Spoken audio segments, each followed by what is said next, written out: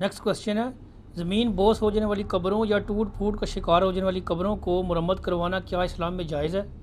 عموماً اس حوالے سے قبر کھودنے والے لوگ ان قبروں کی مرمت کرنے پر آمادہ نہیں ہوتے اور عذر یہ پیش کرتے ہیں کہ قبروں کی مرمت کروانا خلاف شریعت عمل اور گناہ کبیرہ ہے۔ کیا یہ موقف درست ہے؟ موقف غلط ہے، لیکن اس موقف کی اگر آپ انجینئرنگ کریں گے تو آپ کے اوپر کئی ایک راز کھولیں گے کہ وہ ایسا کیوں کہتے ہیں۔ پہلی بات تو یہ کہ آپ ان کو پیسے تھوڑے لگا رہے ہوں گے، اس لیے وہ کہہ رہے ہوں گے۔ آپ پیسے تھوڑے زیادہ لگائیں تو وہ کہیں گے جی ہم نئی توڑ کے دوبارہ بنا دیتے ہیں آپ کو، ٹھیک ہے؟ تو اصل مسئلہ بیچ میں یہ ہوگا۔ ہمارے لوگ بھی کہتے ہیں نا مفت میں کام ہو جائے، قبر گری ہوئی ہے وہ قبر کاندھی کو پکڑیں گے، یار ہے تھوڑا انہوں سیدھا پدرا کر دی، تو وہ آگے سے وہ قبر کاندھی جس نے جمعے کی نماز بھی نہیں پڑھی ہوگی اوکے گا جی اے شریعت اجمن ہے میں نہیں کرنا۔ ان کو کبھی نماز پڑھتے آپ نے دیکھا ہے؟ کوئی ہزاروں میں ایک ہے جو نماز پڑھتا ہے اور قبرستان کے اندر رہتے ہیں۔ ہم لوگ کبھی کبھار قبرستان جاتے ہیں تو خوف کھا جاتے ہیں، ان کے گھر ادھر ہیں، عادی ہو چکے ہیں۔ جیسے معذرت کے ساتھ علماء مسجد میں وہ کام ڈال دیتے ہیں جو ایک عام آدمی مسجد سے باہر کرتے ہوئے بھی ڈرتا ہے۔ کیوں؟ وہ ان کا گھر بن چکا ہوتا ہے نا۔ اللہ معافی دے، یہاں تو مسجدوں میں ایسے کیس رپورٹ ہوئے ہیں، یعنی یہ بدفعلی کے، کہ وہ جس چارپائی کے اوپر مردے کو لے کے جاتے ہیں نا اس کے اوپر انہوں نے کام کیا ہے۔ حالانکہ عام آدمی تو چارپائی دیکھ کے ڈر جاتا ہے کہ مجھے انہیں کو پکڑ کے لٹا دے، ڈر ہی لگتا ہے نا چارپائی کو دیکھ کے ایک عام بندے کو، ان کو نہیں ڈر لگتا، ان کے گھر کی بات ہوتی ہے۔ یہ جو کہتے ہیں نا زمین بوس کو نہیں کرنا چاہیے، اس کے پیچھے پیسہ آپ لگائیں، ظاہر ہے کم از کم 10,000 روپے اس وقت پاکستانی آپ کو چاہیے ایک قبر بنوانے کے لیے، 10,000 روپے دیں، میں دیکھتا ہوں کون سا قبر کاندھی ہے جو آپ کو دوبارہ سے ہی بنا کے نہیں دیتا قبر۔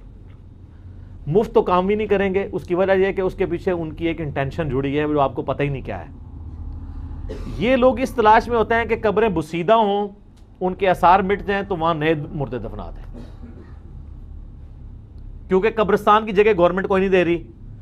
آپ ہمارے جیلم شہر میں دیکھ لیں، ہم چھوٹے چھوٹے تھے، ہماری پیدائش سے پہلے وہ قبرستان فل ہو چکا ہوا تھا، ابھی تک جتنے بندے مر رہے ہیں وہاں دفنائے جا رہے ہیں۔ تو سر وہ کوئی زمین کوئی پھیل تو نہیں رہی ہے؟ ہوتا کیا ہے کہ وہ میں نے خود قبر کاندھیوں کے انٹرویوز کیے ہیں، میں نے ان سے پوچھا یار کہ یہ قبروں کی جگہ نہیں آپ لوگ کہاں؟ وہ کہتے ہیں جی ہم دیکھتے رہتے ہیں، جس قبر پہ لوگ آنا چھوڑ دیتے ہیں قبر کے آثار مٹتے ہیں، آہستہ آہستہ ہم دیکھتے ہیں مٹتے ہیں، تو پھر ہم اس کو برابر کر کے ادھر نئی قبر کھود دیتے ہیں اور نئے مردہ دفنا دیتے ہیں۔ یہ بھی پیچھے ان کی انٹینشن ہوتی ہے۔ لیکن اگر آپ پیسے لگائیں تو سر وہ جعلی قبر بھی آپ کو بنا کے دے دیں گے، پیسہ دلاؤ۔ جعلی قبریں بھی بنی ہوئی قبرستان میں، لوگوں نے جگہ قابض کرنے کے لیے نا، میں جانتا ہوں انہوں نے جگہ قابو کر کے جعلی قبریں بنائی ہوئی ہیں کہ کل کو جب کوئی بندہ فوت ہوگا تو اس کے لیے ہمیں جگہ نہیں ملے گی تو ہم وہ اس قبر ہمیں تو پتہ نہیں جعلی ہے تو وہاں بندہ دفنا لیں گے۔ جعلی قبر بھی آپ بنوا سکتے ہیں، آپ زمین بوس ہونے کی بات کر رہے ہیں۔ تو میں نے اس سے پوچھا یار کہ یہ تم جب قبریں کھودتے ہو تو مطلب یہ ہڈیاں نکلتی ہیں تو تم کیا کرتے ہو؟ مطلب وہ کہتا ہے سر جی جب ہم قبر کھودتے ہیں نا تو سلیں ہٹا کے جو ہڈیاں نیچے سے نکلتی ہیں تو ہم سائڈ پہ نا ایک گڑھا کھود کے نا قبلے والی سائڈ پہ یا دوسری سائڈ پہ ان ہڈیوں کو سائڈ پہ کر کے بند کر دیتے ہیں، نئی قبر تیار ہو جاتی ہے۔ اچھا میں نے اس سے کہا کہ یار مجھے یہ بتاؤ، یہ میں آج کی بات نہیں کر رہا ہوں، میں کم از کم آج سے 15 سال پہلے کی بات کر رہا ہوں، یہ آج 6 اکتوبر 2019 ہے، میں آج سے 15 سال پہلے کی آلموسٹ بات کر رہا ہوں۔ میں نے کہا یار یہ تم کتنے عرصے سے؟ کہتے ہیں 30 سال سے اسی طرح ہم قبریں بنا رہے ہیں، نئی پرانی قبروں کو ختم کر کے، کیونکہ ہمارے پاس تو جگہ نہیں۔ میں نے کہا یار کبھی کوئی مردہ سلامت نہیں نکلا، اتنے اولیاء اللہ ہم نے دفنائے ہوئے ہیں ادھر، سارے ہزاروں اولیاء دفنا بیٹھے ہو جیلم قبرستان۔ آپ کو تو انہوں نے کہانی کرائی ہوئی ہے کہ جسم سلامت رہنا یہ جو کسی کے ولی ہونے کی نشانی ہے، ضروری نہیں ہے۔ صحابہ کرام کی تو لاشوں کے مسلے ہوئے ہیں، ان کے تو دفنانے سے پہلے جسم نہیں سلامت رہے۔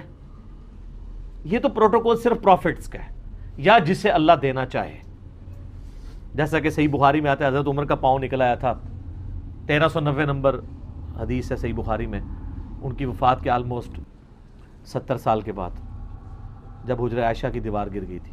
وہ علیحدہ بات ہے، لیکن یہ اصول نہیں، اصول صرف پروفٹس کے لیے ہے، اس کے علاوہ جس کے لیے اللہ تعالیٰ چاہے۔ اگر کسی کا جسم سلامت نہ رہے تو اس کا یہ قطعاً مقصد نہیں ہے کہ وہ اللہ کا نیک بندہ نہیں ہے، ایک نیچرل پروسیس ہے۔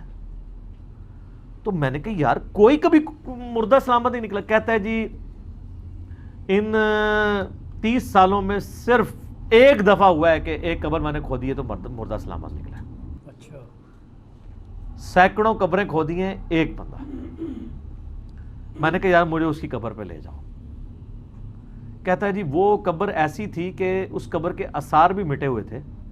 کہتا ہے کہ میں اتنے مٹ چکے تھے, میں نے جب قبر کھودی تو نیچے یعنی اس کی سیلیں آئیں, تو سیلیں ہٹانے, کہتا ہے میں نے جب پہلی سیل ہٹائی تو اتنی زیادہ مجھے خوشبو آئی, اور کہتا ہے میں سیلیں ہٹاتا گیا تو نیچے میں نے ایک بندے کو دیکھا, اس کی پوری داڑھی تھی, اور کہتا ہے ہارڈلی عمر اس کی 35 سے 40 کے درمیان ہوگی, کالی داڑھی تھی, اور جسم اس کا بالکل سلامت تھا. کہتا ہے میں خوف کھا گیا, کیونکہ میں نے آج تک کبھی ایسا نہیں دیکھا تھا کہ ایک قبر جس کے آثار بھی مٹ چکے ہیں اور اس کے اندر لاش سلامت ہو, یا تو نا 1-2 دن پہلے کو دفنا کے گیا. کہتا ہے میرے پہ ایسا خوف طاری ہوا کہ میں نے وہ سل اس کے اوپر رکھی, اور میں نے اس کی قبر میں نے خود اپنے پیسوں سے بنوائی, جیب سے. اور کہتا ہے سر کچی قبر بنوائی ہے, سائڈ پہ صرف اینٹیں لگوائی ہیں سنت کے مطابق. اس معاملے ساری سنتا انہوں نے یاد آ جاتی ہیں. صحیح بخاری میں آپ ایک بالش سے اوپر نہیں قبر رکھ سکتے, اور قبر کے سرانے آپ ابو داؤد شریف میں حدیث ہے سرانے میں آپ نشانی بھی رکھ سکتے ہیں. عثمان بن مظعون رضی اللہ تعالیٰ عنہ جب فوت ہوئے تھے, نبی علیہ السلام نے ان کے سرانے ایک پتھر رکھا تھا اور کہا تھا میں اس کے ذریعے اپنے بھائی کی قبر کو پہچانوں. قبر کے آثار رکھنے چاہیے. نبی علیہ السلام اپنی والدہ کی وفات کے 50 سال کے بعد, صحیح مسلم میں آتا ہے, ان کی قبر پہ گئے تھے. تو 50 سال تک قبر مینٹین تھی نا, تو تبھی گئے تھے نا. قبر مینٹین رکھنی چاہیے, پکی نہ کریں, ارد گرد پتھر لگائیں, جس طرح ابھی بقیہ غرقت قبرستان میں سعودیہ والوں نے کیا ہے. یعنی سائڈ پہ بڑے پتھر رکھے ہیں, بیچ میں مٹی ہے تاکہ مٹی بہہ نہ جائے. جب بہہ جائے اور مٹی ڈالیں, ایک بالش سے اوپر نہ ہونے دیں, اور سائڈ پہ پتھر رکھ لیں. پکی قبر کرنے کی وہ تو صحیح مسلم میں حدیث ہے. میں تمہیں منع کرتا ہوں قبروں کو پکا کرنے سے, قبروں پہ عمارت بنانے سے, اور ان پر بیٹھنے سے. یعنی قبر پہ بیٹھنا بھی گناہ ہے, یہ مردے کی توہین ہے. ڈائریکٹ بیٹھنا بھی گناہ ہے, اور مجاور بن کے بیٹھنا بھی منع ہے. تو وہ کہتا ہے میں نے وہ قبر خود اپنے پیسوں سے بنوائی. میں نے کہا یار مجھے اس قبر پہ لے جاؤ. میں نے اس کو 200 روپیہ دیا تاکہ مجھے لے جاؤ ادھر تک. تو وہ قبر کاندھی ایسا تھا جو نماز بھی پڑھتا ہے. میں نے اپنی زندگی میں کم بندے دیکھے ہیں. فجر کے وقت ہماری اکثر ملاقات فجر کی نماز میں ہی ہوتی تھی. قبرستان کے کارنر پہ مسجد تھی, میں ادھر اس زمانے میں فجر پڑھا کرتا تھا, تو اس سے ملاقات ہو جاتی تھی. فجر کے بعد میں قبرستان جاتا تھا عبرت کے لیے, تو گپ شپ اس سے ہوتی تھی. تو اس سے ایک دن یہ ٹاپک ڈسکس ہوا, تو اس نے مجھے بتایا. لے جی میں اس قبر کے اوپر پہنچا. وہ قبر اس نے مٹی کی بنائی ہوئی تھی, سائڈ پہ اینٹیں لگائی ہوئی تھی. مجھے کہتا سر جی یہ قبر ہے. میں نے کہا یار یہ قبر کتنی پرانی ہوگی تمہاری خیال میں؟ کہتا جی یہ اتنی پرانی ہے کہ اس کے آثار مٹے ہوئے تھے. تو اب آپ اندازہ لگا لیں کتنی پرانی ہوگی. قبرستان میں آپ نے قبر کے پرانے ہونے کو چیک کرنے کا آسان طریقہ یہ ہے کہ اس کے ارد گرد جو قبریں ہیں نا, ان کے اوپر آپ نیم پلیٹس جو ہیں نا, ان کے اوپر سن پڑھ لیں, کیونکہ وہ اس ایریے میں وہ والی قبریں اس سن کی, ایٹ لیسٹ اس سن کی ہوتی ہیں. ایک ترتیب سے قبریں شروع ہوئی ہوتی ہیں نا. میں نے ادھر جتنی قبریں دیکھی نا سر, وہ 70s کی تھی. کوئی 1972 کی, کوئی 75 کی, کوئی 71 کی, 70s کی, 80s میں کوئی بھی نہیں تھی. اور میں بات کر رہا ہوں آلموسٹ 2004 یا 5 کی, تو آپ سمجھ لیں آلموسٹ 30 سال گزر چکے ہوئے تھے. ایٹ لیسٹ 30 تو کم از کم گزرے ہوئے تھے, اور اس کے آثار مٹے ہوئے تھے قبر کے. لیکن خیر میں نے وہاں جا کے قبر کے اوپر جا کے مردے کے لیے دعا کی, اور یہ میری ایک زندگی میں حیران کن واقعہ تھا. میں نے خود نہیں دیکھا, لیکن اس نے مجھے بتایا کہ بھی میری زندگی میں ایک یہ واقعہ ہوا ہے. میں نے کہا یہ اکثر تم لوگ لاوارث لاشیں بھی دفنا دیتے ہو, تو بعد میں ورثاء آتے ہیں, کہتے ہیں جی ورثاء آتے ہیں تو ہم ان کے آگے ہاتھ جوڑتے ہیں, یار خدا کے لیے جدھر دفن ہوا ادھر ہی رہنے دو. میں نے کہا کیوں؟ کہتا ہے اتنی بدبو ہوتی ہے کہ آپ ٹھہر نہیں سکتے, ڈیکمپوزیشن فوراً سٹارٹ ہو جاتی ہے, نیچرل پروسیس ہے. تو کہتا ہے آپ کبھی ادھر آ جائیں نا, یہ جو تیسرے چوتھے دن قبر نکلواتے ہیں نا آ کے, کہتے جی آپ قبرستان میں کھڑے نہیں ہو سکتے, اتنی بدبو ہوتی ہے. اور کہتا ہے جو کیڑے چڑھے ہوئے ہوتے ہیں وہ آپ امیجن نہیں کر سکتے. میں نے کہا پھر یہ کیسے لگ؟ کہتا ہے جی وہ بڑے بڑے سپرے لے کے آتے ہیں, سپرے مارتے ہیں لاش کے اوپر, کیڑے سائڈ پہ ہوتے ہیں, پھر وہ قبر سے لاش نکال کے تو لے کے جاتے ہیں. ساروں نے وہ منہ کے اوپر. میں نے کہا یار چنگا بے عزت کرتے ہیں مردے نو. یار مطلب اس سے کیا فرق پڑتا ہے؟ وہاں پہ کوئی دفن ہو, یہاں پہ آپ نے تو کہیں بھی دنیا میں بیٹھ کے مردے کے لیے دعا کر سکتے ہیں. خام خواہ مطلب اللہ نے ایک چیز اسی لیے پردہ رکھا ہوا ہے نا کہ آپ نے دفنا دینا ہے, تو آپ خام خواہ یعنی اس پردے کو ایکسپوز کرتے ہیں لوگوں کے سامنے. تو کہتے ہیں ہم تو لوگوں کی منت مارتے ہیں کہ یار خدا کے لیے کام نہ کرو. اور یہاں پہ میں ضمن بتا دوں, یہ سعودیہ کے بارے میں مشہور ہے کہ وہ قبروں میں کیمیکل ڈال دیتے ہیں مردوں کو ختم کرنے کے لیے. اس پہ میرا کلپ چڑھا تھا, کیمیکل نہیں ڈالتے ہیں, ایک طرف سے قبریں شروع کرتے ہیں, دوسری تک پہنچتی ہیں, جب واپس آتے ہیں تو ویسے ہی گل سٹ کے ہڈیاں ہوتی ہیں سائڈ پہ کرتے ہیں, ان کو کیمیکل ڈالنے کی ضرورت ہی نہیں ہے. کیمیکل تو اس لاش پہ ڈالنا پڑے کہ جو آپ نے مردہ دفنایا اور اگلے دن دوبارہ اسی قبر میں دفنانا ہے. اس کی باری جب آنی ہے 8-10 سال کے بعد, تو سر 3 سے 4 مہینے کے اندر بالکل ڈیکمپوز ہو کے ہڈیاں نکل آتی ہیں. کوئی خوش نصیب ہوگا کہ جس کا جسم سلامت رہے, آلموسٹ تو ایسا نہیں ہوتا. اور جن کا سلامت نہیں رہتا وہ بھی کوئی بد نصیب نہیں ہوتے. یہ نیچرل پروسیس ہے, اس کو کوئی بنیاد نہ بنائے. باقی ان کے لیے بار علامہ فکری ہے جنہوں نے یہ لوگوں کو کہانی کرائی ہوئی ہے کہ جی ہمارے بزرگوں کی لاشیں قبروں میں سلامت رہتی ہیں. تو میں نے پھر عرض کیا ہے ان کے لیے کہ قبر تو چھوڑ دیں. آپ جن بزرگوں کے بارے میں کلیم کرتے ہیں نا کہ یہ بزرگ ہیں, تو سر جب وہ فوت ہونا تو 1 ہفتے کے لیے نا چوک میں ان کی لاش رکھتے ہیں.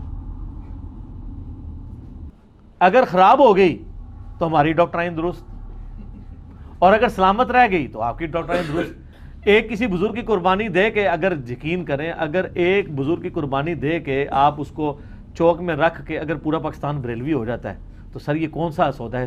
یہ تو ہر بزرگ کو اپنے آپ کو پیش کر دینا چاہیے کہ میں ہوں جناب, میری خواہش ہے کہ میں سب کو بریلوی کر لوں, یا میں سب کو دیوبندی کر لوں, یا میں اہل حدیث کر لوں. آپ کے فرقے میں کوئی ایک بزرگ بھی نہیں جو آپ کے فرقے لیے اتنی قربانی دے, جبکہ آپ کی اولاد جو ہے وہ تیزی سے گمراہ ہو رہی ہے ویڈیوز دیکھ دیکھ کے. تو ایک بزرگ کو قربانی کرے نا کہ یار میری یہ وصیت ہے کہ میری لاش کو جو ہے نا 1 ہفتے کے لیے رکھ دینا ہے, اور وہاں پہ لکھ کے لگا دینا ہے انجینئر کے لیے یہ تھا, یہ آپ دیکھ لیں انجینئر کے ماننے والے, یہ دیکھیں ہمارے بزرگ, یہ ان کی لاش سلامت ہے. کوئی لے گا رسک؟ کوئی بھی نہیں لے گا. ہاں آپ کو بتائیں گے جی فلاں تھا, رات کے اندھیرے میں لاش بالکل سلامت نکلی, کس نے دیکھی؟ کہانی کراؤ, جتنی مرضی کہانی کراؤ. اور ہر فرقے کے بندے کروا رہے ہیں. مصیبت یہ ہے, آپ بریلویوں سے کہنا کہ اہل حدیثوں کی لاش سلامت نکلی, وہ کہتے ہیں وہ مردود ہے, ان کی نکل ہی نہیں سکتی. اہل حدیثوں سے کہ بریلویوں کی نکلی, وہ کہیں گے مشرک ہے, نکل نہیں سکتی. اور پھر ہمیں پھر آپ کیوں پابند کر رہے ہوتے ہیں, دھونس لگا رہے ہوتے ہیں جناب وہ فلاں بزرگ کی لاش سلامت نکلی. تو میں نے تو ان کی ڈاکٹرائن ہی بدل دی ہے کہ لاش کو چھوڑ دیں, زندہ بزرگ. پھر عیدی والوں کے پاس نہیں جانا کہ سر یہ رکھ لیں کچھ دنوں کے لیے. آپ کو پتہ نہیں جناب, یہ جب بندہ مرتا ہے تو اس کے جسم سے کتنی بدبو نکلتی ہے. کبھی یہ لاشیں جو باہر کے ملکوں سے آتی ہیں نا, آپ یقین کریں اس گھر میں نہیں کوئی کھڑا ہو سکتا. وہ 1 ہفتے بعد لاشیں آ رہی ہوتی ہیں, پہلے وہ فریزر میں رکھی ہوتی ہیں, تھوڑی دیر کے لیے ٹیمپریچر جب رائز کرتا ہے نا گرمیوں میں, تو اس مردے سے بدبو آنا شروع ہو جاتی ہے. اور یہ کوئی اس کے اللہ معافی دے گناہگار ہونے کی نشانی نہیں ہے, یہ نیچرل پروسیس ہے. آپ مجھے بتائیں کوئی بھی ولی اللہ یہ دعویٰ کر سکتا ہے کہ اس کے پیشاب میں سے خوشبو آتی ہے, تو ہم کیا کہیں گے وہ اللہ کا ولی نہیں ہے؟ ایک نیچرل پروسیس ہے. اس طرح جب جسم گل سڑنے کی طرف مائل ہوتا ہے, ڈیکمپوز ہوتا ہے, تو it is physical phenomena of nature, biological phenomena ہے کہ یہ سب کچھ ہونا ہے. لیکن چونکہ انہوں نے پبلک کو کہانی کرائی ہوئی, یہ پھنس گئے ہیں. کہانی تو کرائی ہوئی ہے نا, جسم سلامت رہتے ہیں, تو سر چیک کر لیتے ہیں. کہتے ہیں نہیں بزرگ اڑ سکتے ہیں, میں کہتا ہوں یہ بھی چیک کر لیتے ہیں. سارے بزرگ جمع کریں منار پاکستان سے, ان کو ایک ٹیسٹ فلائٹ کرواتے, ٹھیک ہے, امت کی بھی جان چھوٹے.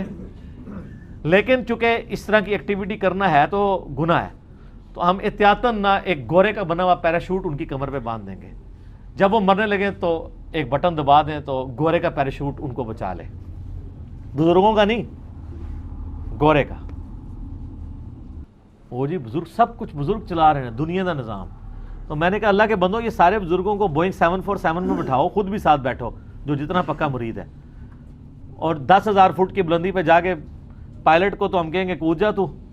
بزرگ جان آپ سائیں آپ جتنے لینڈ کران گے, تو ہم پتہ سائیں کتنے لینڈ کران گے, کہتے سائیں مگر نے سائیں کران نہ لینڈ کو کرا سکتا ہے. سر ان کی یہ حالت ہے کہ ان کو آپ اگر کاک پٹ میں پائلٹ کی سیٹ پہ بھی بٹھا دینا تب بھی یہ جہاز نہیں اڑا سکتے. نگاہ سے تو اڑانا بڑی دور کی بات ہے. آپ ان کو یہ ٹچ سکرین موبائل دے دیں, یہ استعمال نہیں کر سکتے جو آپ کا 4 سال کا بچہ استعمال کر سکتا ہے. روحانی طور پہ استعمال کر کے کوئی بتائے نا, وہ جی نگاہ ہماری یہ کر دی. میں کہتا ہوں جی میں اپنے اوپر, میں کسی بزرگ کو نہیں کہتا سر, ایمی گستاخی ہو جاتی ہے. میرے پہ اللہ کی لعنت ہو اگر میں بزرگ ہوں اور میں نگاہ مار کے یوٹیوب سے رسول اللہ کے بارے میں گستاخانہ ویڈیوز نہ ڈیلیٹ کروا سکوں. صحیح بات. اور پھر وہ ایک مشہور زمانہ حضرت صاحب اور امام مالک کی طرف منسوب ایک قول ہر تقریر میں وہ رپیٹ کر رہے ہوتے ہیں. اور امام مالک نے فرمایا کہ اگر حضور دیاں گستاخیاں ہو رہی ہوں تو امت نو مر جانا چاہیے جو گستاخیاں نہیں رکوا سکتی.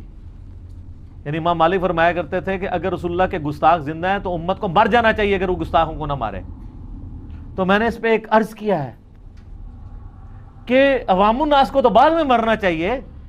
جو کتب غوث ابدال آپ نے کلیم کیے ہیں جو نگاہیں مار کے شہروں کو آگ لگا دیتے پہلے وہ کیوں نہ مر جان جن کے پاس کیپیبلٹی بھی ہے. عام بندے کے پاس تو کیپیبلٹی نہیں ہے. تو سر یہ نہ کریں مسلمانوں کو مر جانا چاہیے, آپ کہا کریں ہمارے غوث کتب ابدال سارے اولیاء کو مر جانا چاہیے کہ رسول اللہ کی وہ ویڈیوز ہیں اور گستاخ زندہ ہیں. پہلے بابیاں نو مارو ہوں احترام پھر چھڑ دو سائڈ تے. وہ امتی نہیں ہے, ان کا ایمان کیا رسول اللہ کی محبت کے بغیر ہی مکمل ہے. بالکل ٹھیک. تو مسئلہ سب کا نہیں ہے. اب آگے جدید دور, ہر طرف سے صدا آ رہی ہے کیا کہ نہ میں وہابی نہ میں بابی, میں ہوں مسلم علمی کتابی. اور یہ کہتے ہیں علموں بس کریو یار, تو علمی کتابی باتیں تو پھر اس طرح ہی ہوں گی. ٹھیک ہو گیا, ٹھیک ہے, جزاکم اللہ خیر. یہ اچھی پرداداری ہے, یہ اچھی رازداری ہے,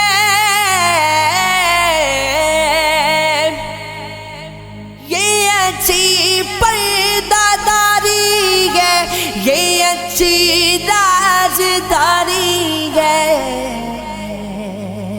کہ جو آئے تمہاری بزم